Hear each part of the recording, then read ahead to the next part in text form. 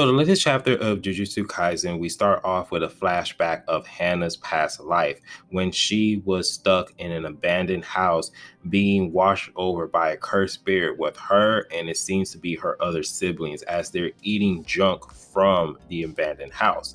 As of this moment, these kids, they automatically knew that this cursed spirit wasn't their mother. But at the same time, they couldn't go anywhere because they were just trapped and they kind of know that they're about to be eaten or be killed by this cursed spirit. So we move forward into time as we focus on Megumi and Yuji because after last chapter, we saw that the US Army actually invaded Japan's and the colonies. And at the last chapter, we saw that Megumi, Yuji, and Tatiba was whooping all of the army's ass as they tried to go ahead and jump them.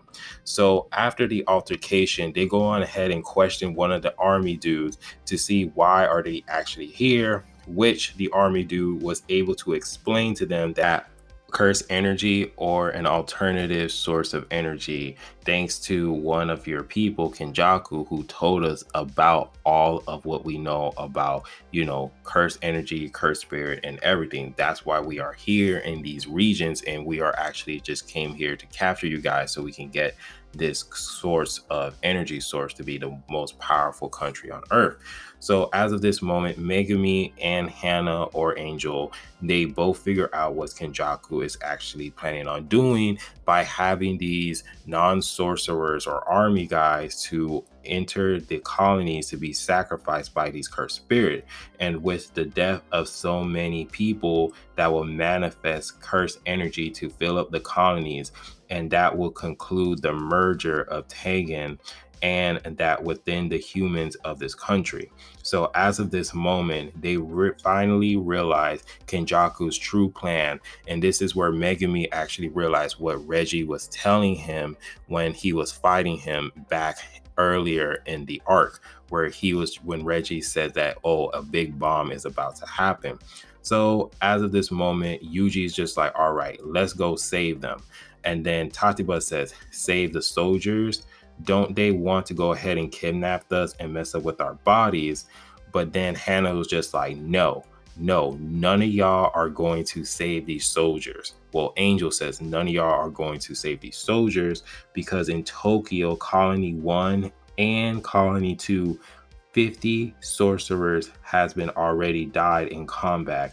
Here in Tokyo Colonies 1s, there's already enough energy. So Yuji's just like, so what? And so the Angel's just like, it is pointless at this moment. And she already discussed why those 50 sorcerers has already been killed thanks to Higuruma and Kashimo. So as of this moment, the Yuji is having a huge argument with Angel, and he is just having a huge fight with her because Yuji wants to go ahead and save the soldiers and the innocent people. That way that no matter what, no innocent people will actually die. But Angel's just like, it's already too late.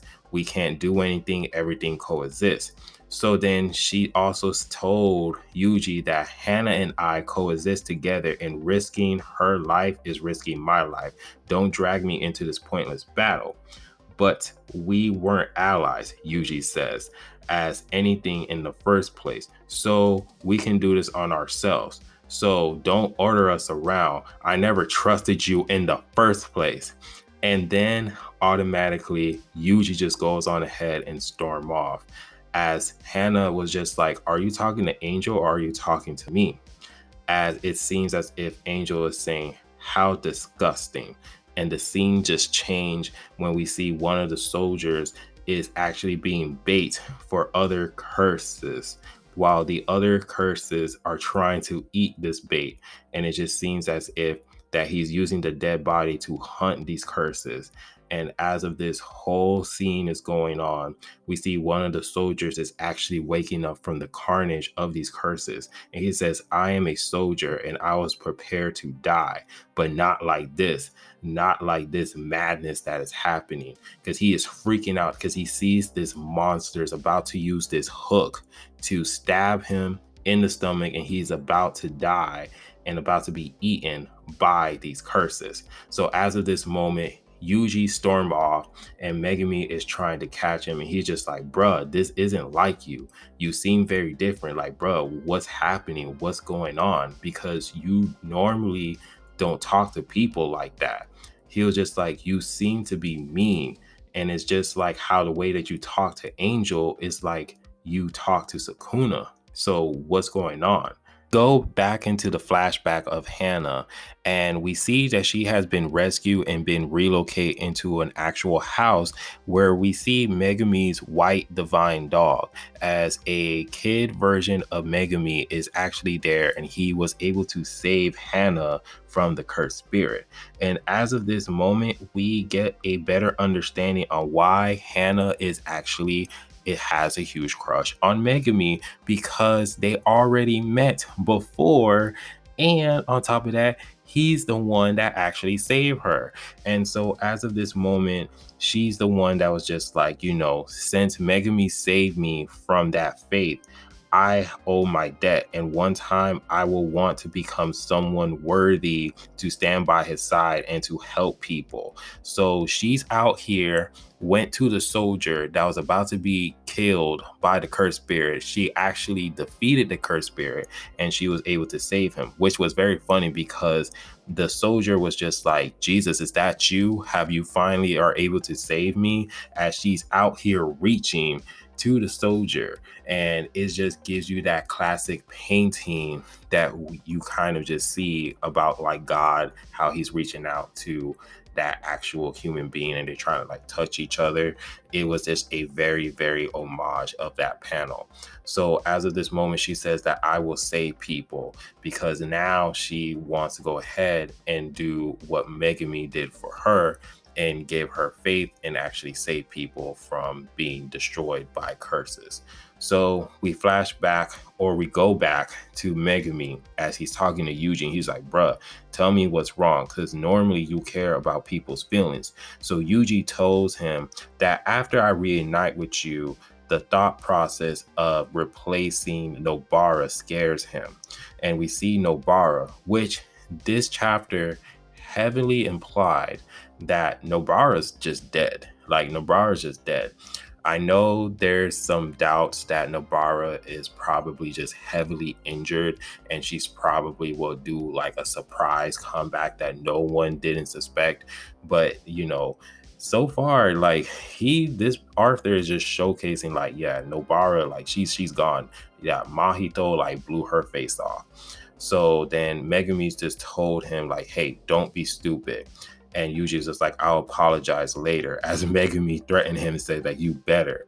So then Angel has finally appeared and Tatiba has appeared. But Angel has says, don't you have something to say to me?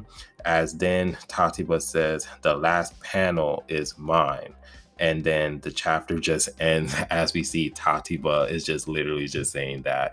And this chapter was pretty great. And it was really awesome to see that, why Yuji was irritated by Angel. And we actually are able to see Hannah's backstory to see why, the connection, why she likes Megami is not the fact that she thinks that he is cute, but it's also the fact that Megami is the one that actually saved her when she was a kid and she was being held hostage by cursed spirits. And it was also great to see that everyone they know Kenjaku's plan. So now we don't have to worry about the next couple of chapters on like, oh my gosh, we need to figure out what Kenjaku is doing and all this other stuff. We got that situation covered and carried. So this chapter was really great. It got to the point. It served its purpose. And let me know down in the comment section how you guys feel about this chapter and what is your guys' favorite moment. If you guys do like the video, please give it a like, subscribe, and remember, always be decent. This is the Monotone Man. And hope you guys have a wonderful day and be safe out here. Peace.